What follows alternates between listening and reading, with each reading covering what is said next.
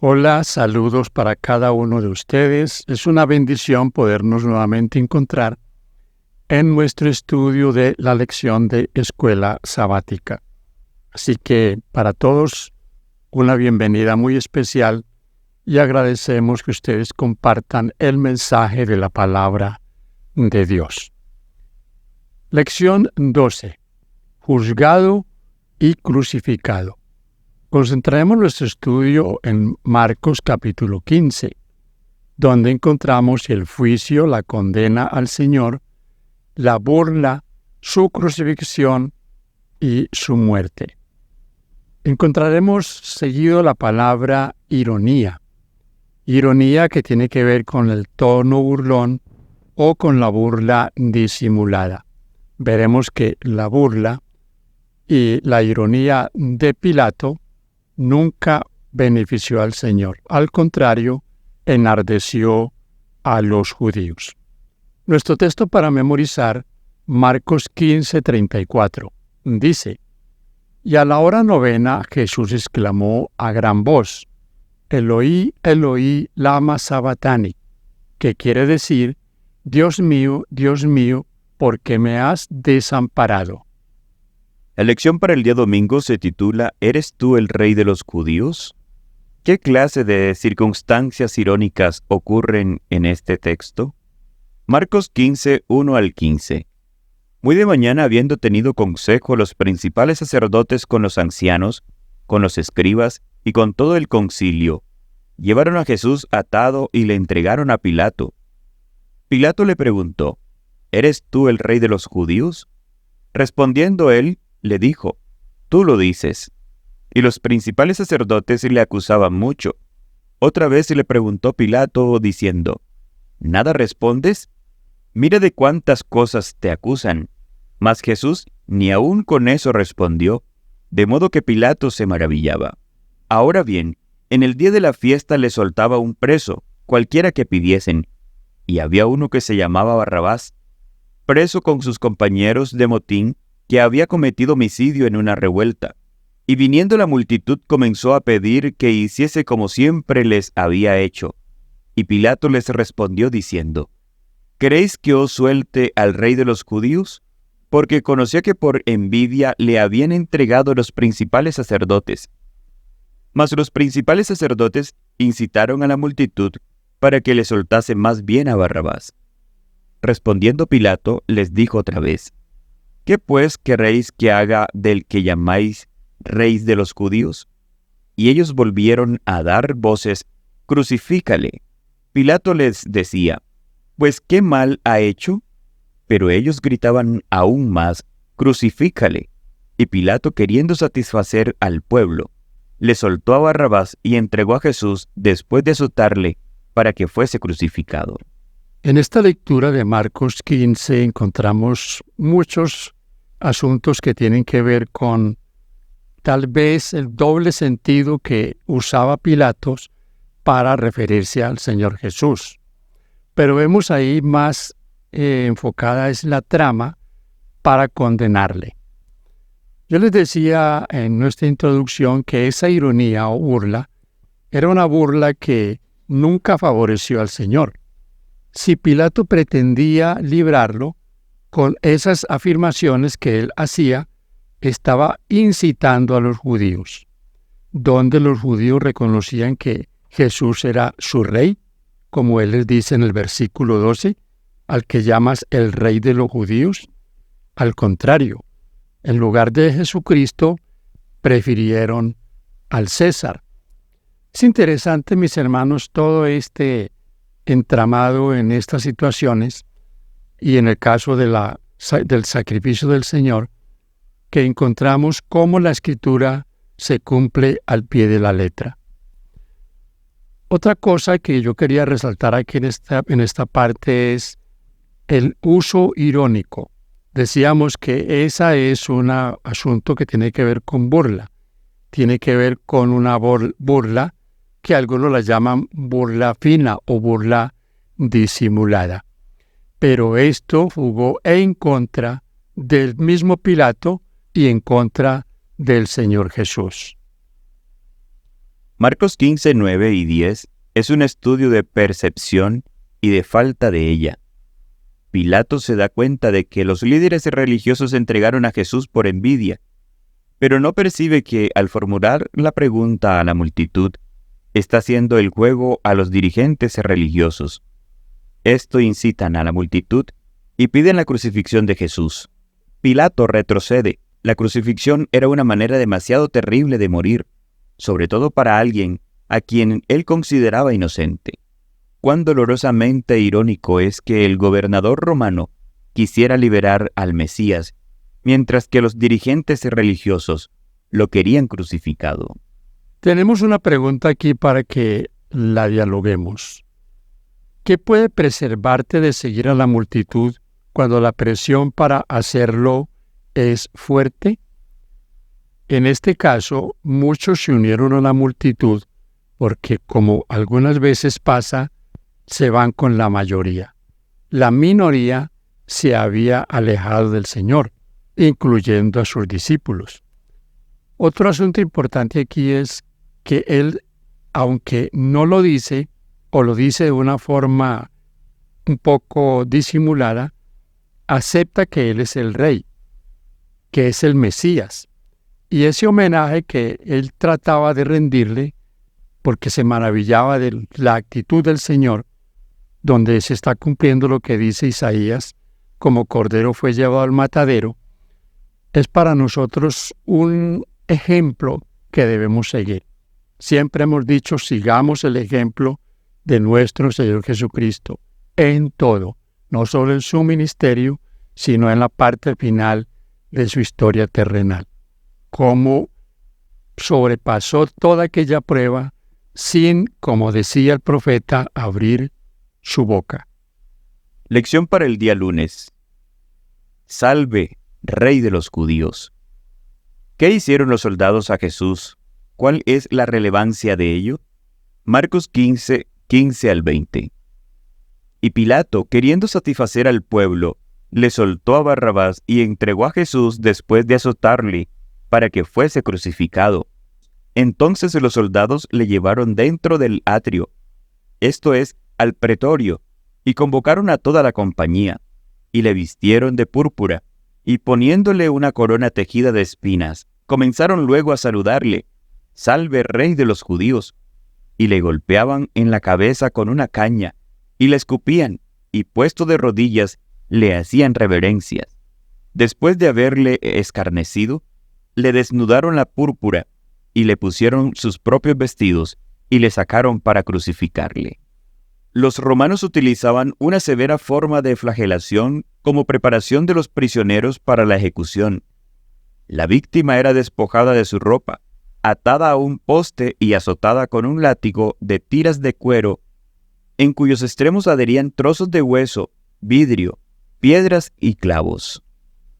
Este intercambio de Pilato es un intercambio humillante, pues los judíos prefirieron a un criminal que al Señor. Y también vemos aquí, mis hermanos queridos, la ironía, la burla.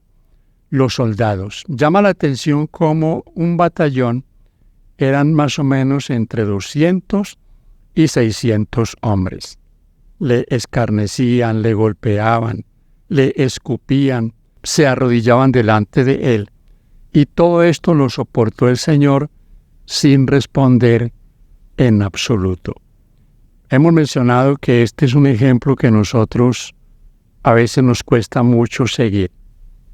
¿Estamos dispuestos a soportar la humillación? Nos cuesta, ¿cierto? ¿Por qué? Porque respondemos como nos traten. Aquí al Señor lo está tratando de una manera realmente humillante, pero Él soporta esa prueba. Tenemos también en nuestro comentario el asunto de la desnudez, que posiblemente los judíos, pues como ellos despreciaban o se escandalizaban por la desnudez, tal vez por eso los soldados volvieron a vestirlo.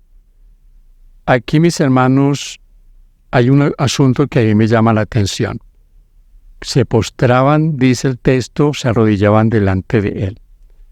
La Biblia dice que todos estos que participaron en este acto resucitarán en la segunda venida. Son los que en Apocalipsis 1:7 y los que también hace referencia al profeta Daniel en el capítulo 12, resucitarán los que le traspasaron y verán que aquel a quien crucificaron, a quien humillaron, era realmente el Salvador del mundo. Estos hombres no tenían idea de lo que estaban haciendo. ¿Por qué, sin embargo, su ignorancia no los excusará el día del juicio? Es bien importante esta pregunta porque algunos piensan que por la ignorancia entonces serán tenidos por inocentes. En absoluto. Muchas veces, mis hermanos, esta ignorancia es una ignorancia también que es concebida, que se da por hecho. Ellos daban por hecho que porque los judíos pedían su crucifixión, entonces era un malhechor. Por eso los soldados toman esta actitud. Sería algo interesante que nosotros pudiéramos reaccionarlo.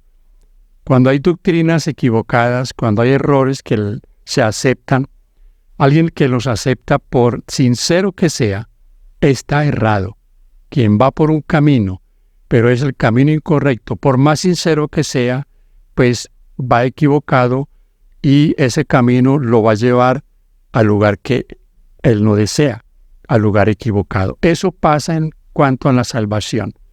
Y aquí encontramos en esta pregunta muchas cosas que podíamos reaccionar. Lección para el día martes.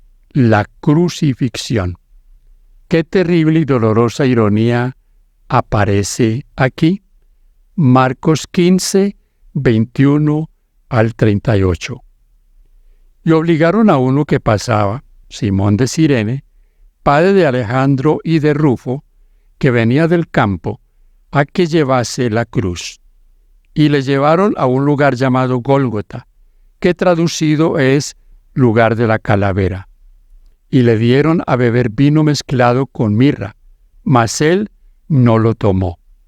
Cuando le hubieron crucificado, repartieron entre sí sus vestidos, echando suerte sobre ellos para ver qué se llevaría cada uno. Era la hora tercera cuando le crucificaron, y el título escrito de su causa era El Rey de los Judíos. Crucificaron también con él a 2 ladrones, uno a su derecha y el otro a su izquierda. Y se cumplió la escritura que dice, y fue contado con los inicuos. Y los que pasaban le injuriaban, meneando la cabeza y diciendo, «Va, tú que derribas el templo de Dios y en 3 días lo reedificas, sálvate a ti mismo y desciende de la cruz». De esta manera, también los principales sacerdotes, escarneciendo, se decían unos a otros, con los escribas, «A otro salvó, a sí mismo no se puede salvar.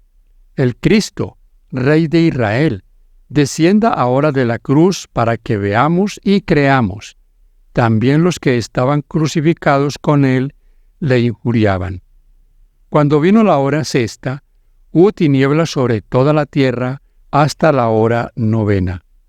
Y a la hora 9, Jesús clamó a gran voz diciendo, «Eloi, Eloi, sabatani», que traducido es, «Dios mío, ¿por qué me has desamparado?». Y algunos de los que estaban allí decían al oírlo, «Mira, llama a Elías». Y corrió uno y empapando una esponja en vinagre y poniéndola en una caña, le dio a beber, diciendo, «Deja, veamos si viene Elías a bajarle». Mas Jesús, dando una gran voz, expiró. Entonces el velo del templo se rasgó en 2, de arriba abajo. En la cruz, su ropa le fue quitada y llegó a ser propiedad de los soldados, quienes echaron suerte sobre ella para ver de quién sería. Salmos 22, 18. La crucifixión era un método de ejecución que no significaba un derramamiento importante de sangre. Los clavos utilizados para fijar a una persona a la cruz atravesaban probablemente las muñecas, debajo de las palmas, donde no hay vasos sanguíneos importantes. Tanto en hebreo como en griego, la palabra traducida como mano puede designar tanto a esta como al antebrazo. La palma de la mano carece de las estructuras necesarias como para soportar el peso del cuerpo en una crucifixión. El nervio medio o mediano se encuentra ubicado a lo largo del antebrazo y habría sido aplastado por los clavos, provocando así un dolor insoportable en los brazos. La respiración era dificultuosa. Para conseguir una buena bocanada de aire, los crucificados tenían que empujar su cuerpo hacia arriba usando como apoyo los pies clavados y flexionando sus brazos, lo cual nuevamente provocaba un dolor atroz. La asfixia por agotamiento era una de las causas de muerte. Y aquí debemos recordar que cuando fue crucificado, ya él estaba exhausto. Le habían azotado. ¿Recuerdan ustedes nuestro comentario en la lección anterior? Aquellos látigos tenían algunos elementos en sus puntas que arrancaban trozos de carne. Tenían hueso, vidrio, piedras y clavos. Entonces, cuando el Señor es crucificado, ya Él estaba agotado. No es de extrañar que hubiese muerto ese mismo día. Recuerden que, y lo veremos en nuestro estudio, que se maravillaron, Pilato se maravilló de que Él hubiese muerto tan pronto. Hay una cosa, mis hermanos, que debemos tener nosotros siempre en cuenta. Y lo que ha leído aquí Luis Eduardo nos muestra la crueldad de una crucifixión. Solamente en pensar que está usted en una posición donde no puede ni respirar y se está muriendo poco a poco, y la sed, los dolores, es una cosa terrible. Por eso haríamos muy bien en siempre nosotros meditar en esas últimas escenas de la crucifixión del Señor. Es interesante la expresión sálvese a sí mismo. Salvó a otros, no puede salvarse a sí mismo. Y es precisamente lo que él estaba haciendo, salvando a otros. Si hubiese querido salvarse a sí mismo, ¿lo hubiese podido hacer? Sí. Pero la misión era la salvación de los que aceptarían su sacrificio. Con esta pregunta haremos una reflexión. Si leemos en el libro de Juan, el Evangelio de Juan, en el capítulo 1 al 3, ¿qué pensamos nosotros que este pasaje nos dice de Jesús? Nos dice que era Dios, era igual a Dios, pero estaba ahora en una cruz. El mismo Jesús que estaba siendo crucificado aquí en Marcos, ¿cómo podemos abarcar con nuestra mente lo que la muerte de Cristo significa para nosotros? Para meditar.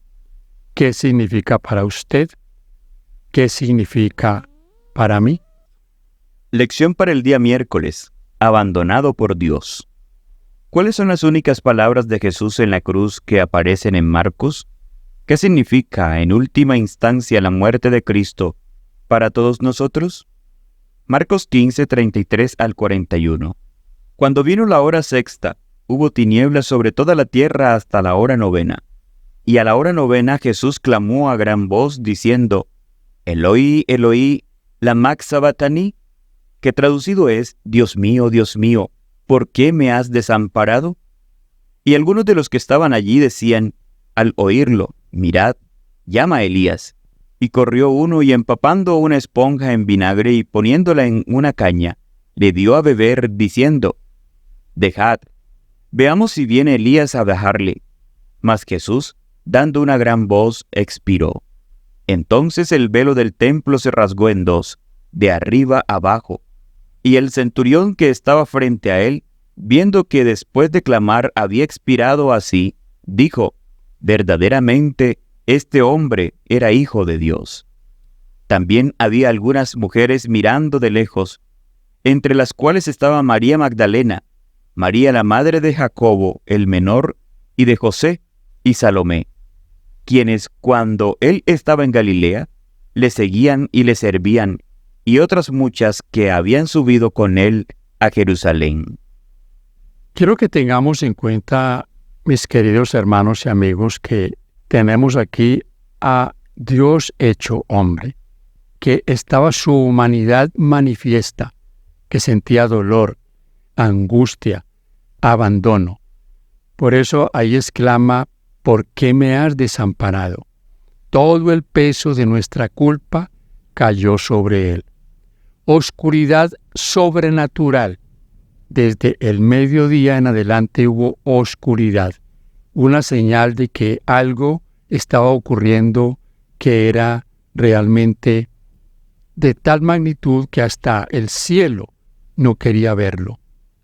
Comparemos esta tabla que tenemos en nuestra lección para el día miércoles. El bautismo del Señor Jesús, registrado en Marcos 1, 9 al 11, y la crucifixión 15, 34 al 39. Juan bautiza a Jesús. El bautismo de Jesús.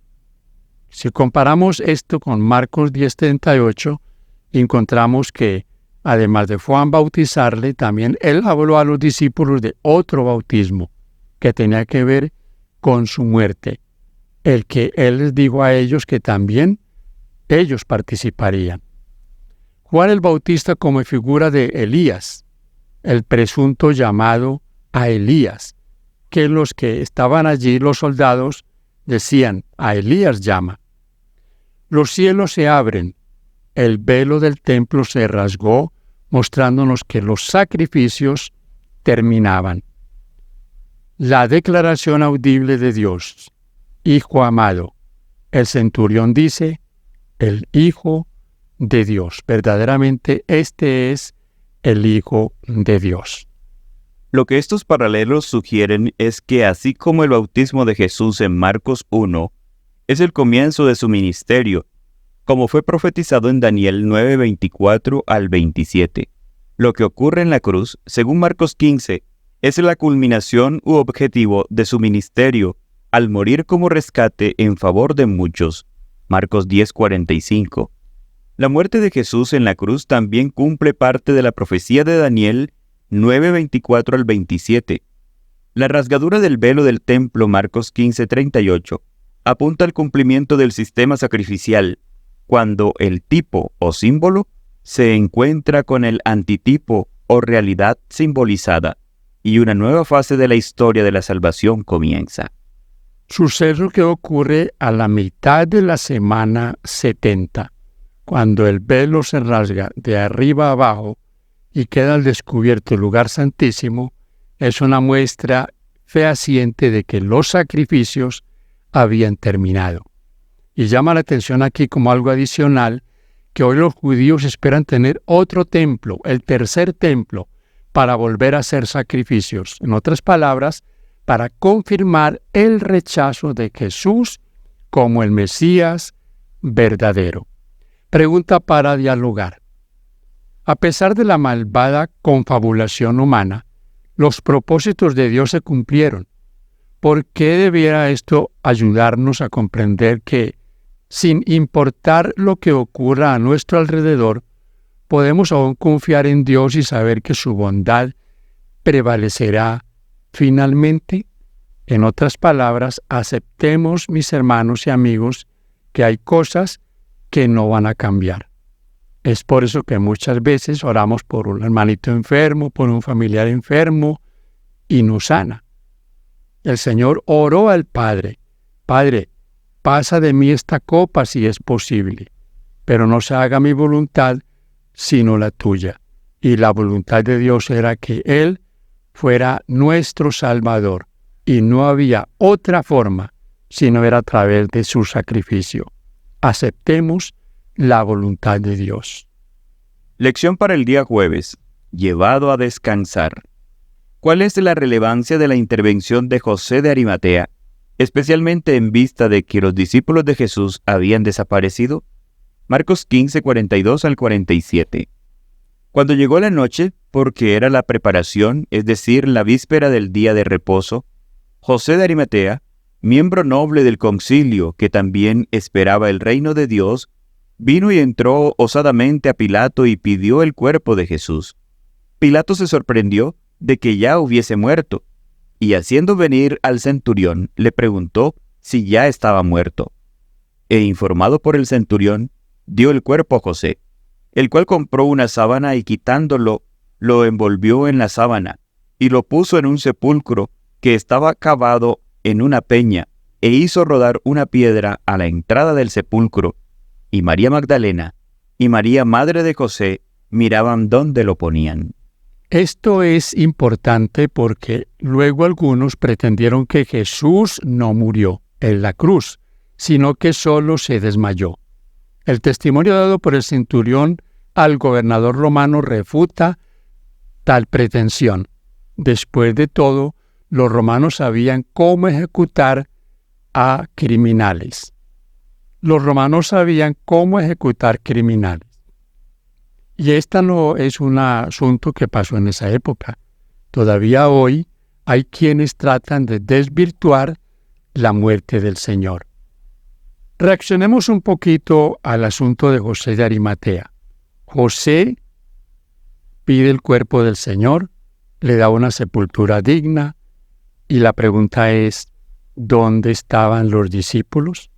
¿Dónde estaban aquellos que habían estado cerca de él, que habían aprendido, que habían participado de tantos cuidados y bendiciones que él les había dado? Noten, mis hermanos, en la pregunta final de esta sección que hace referencia a esto. Dice, cuán irónico es el hecho de que los seguidores de Jesús están desaparecidos en acción. Pero un miembro del Sanedrín, el organismo que condenó a Jesús, llega a ser el héroe aquí. ¿Cómo podemos asegurarnos de no desaparecer en acción en momentos cruciales? Es difícil quizás pronosticar qué haremos en momentos de peligro, en momentos que tal vez veamos nuestra integridad en riesgo, pero pidámosle al Señor que nunca nosotros tomemos la decisión de abandonarle a Él. Hasta el fin seamos fieles. Él fue fiel y espera que nosotros también seamos fieles. Su ejemplo es suficiente para nosotros. Llegando a la parte final del viernes, se nos aconseja leer los capítulos en el tribunal de Pilato. Calvario y consumado es en el libro del deseado de todas las gentes de Elena de Guay, en la página 671-713. De este mismo libro, en la página 687 leemos: Pilato anhelaba liberar a Jesús, pero vio que no podía hacerlo y conservar su puesto y sus honores. Antes que perder su poder mundanal, prefirió sacrificar una vida inocente. ¿Cuántos para escapar de la pérdida o del sufrimiento sacrifican igualmente los buenos principios? La conciencia y el deber señalan un camino, y el interés propio señala otro. La corriente arrastra fuertemente en la mala dirección, y el que transigue con el mal es precipitado a las densas tinieblas de la culpabilidad. De este mismo libro, en la página 701, nos dice: sobre Cristo, como sustituto y garante de nosotros, fue puesta la iniquidad de todos nosotros. Fue contado por transgresor, para que pudiese redimirnos de la condenación de la ley. La culpabilidad de cada descendiente de Adán abrumó su corazón. La ira de Dios contra el pecado, la terrible manifestación de su desagrado por causa de la iniquidad, llenó de consternación el alma de su Hijo. Toda su vida, Cristo había estado proclamando a un mundo caído las buenas nuevas de la misericordia y el amor perdonador del Padre. Su tema era la salvación, aún del principal de los pecadores, pero en esos momentos, sintiendo el terrible peso de la culpabilidad que carga sobre sí, no puede ver el rostro reconciliador del Padre. Al sentir el Salvador que de él se retraía el semblante divino en esta hora de suprema angustia, atravesó su corazón un pesar que nunca podrá comprender plenamente el hombre. Tan grande fue esa agonía que apenas le dejaba sentir el dolor físico. Preguntas para dialogar. Observa cuán central era la teología de la sustitución para Elena White y para la Biblia. Ver ejemplo Isaías 53. ¿Por qué es falsa cualquier teología que reste importancia al papel central de la sustitución y de la muerte de Cristo en nuestro lugar, pagando en sí mismo la penalidad por nuestros pecados? Pregunta 1. ¿Quién o qué es el Barrabás solicitado en lugar de Jesús en nuestro mundo hoy? 2. ¿Qué debiera enseñarnos la historia de José de Arimatea acerca de no juzgar las apariencias? Repasa Daniel 9, 24 al 27.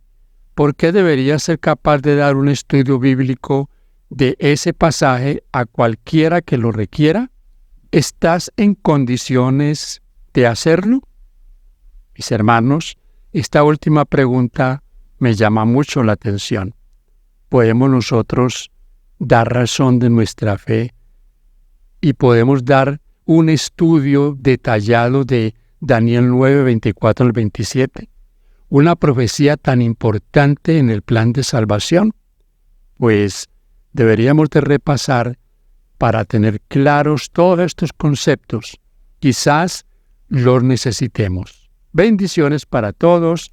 Gracias por estar aquí, hermanos, hasta este punto y por compartir este mensaje. Bendiciones.